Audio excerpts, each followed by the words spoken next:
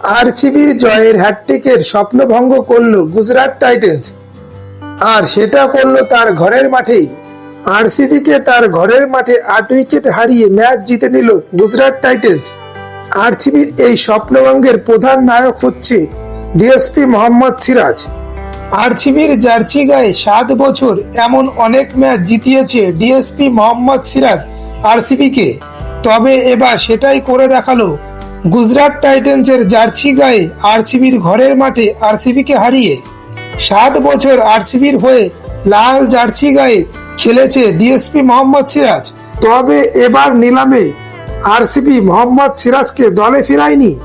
তাতে মোহাম্মদ সিরাজ একটু আবেগপ্রবল হয়েছিল, তবে ব্যাঙ্গালোরের ঘরের মাঠে ফিরে আরসিবির লাল জার্সি গায়ে নয়, গুজরাট টাইটেন্সের জার্সি গায়ে বল হাতে আরসিবিকে তার ঘরের মাঠে হারিয়ে ডিএসপি মোহাম্মদ সিরাজ প্রতিশোধটা ভালোই নিল।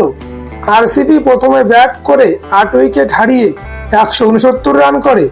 ডিএসপি মোহাম্মদ সিরাজ তার বোলিং স্পেলে 4 ওভারে 19 রান দিয়ে 3টি উইকেট নেয়। গুজরাট টাইটেন্স রান শেষ করতে নেমে 17.5 ওভারে 2 উইকেট হারিয়ে 170 রান করে সহজেই ম্যাচ জিতে নেয়। ম্যাচের নায়ক হয় ডিএসপি মোহাম্মদ সিরাজ। বন্ধুরা, আইপিএল এর এমন অনেক ভিডিও পেতে আপনারা চ্যানেলটি সাবস্ক্রাইব করুন, ভিডিওটি লাইক ও শেয়ার করুন। ধন্যবাদ।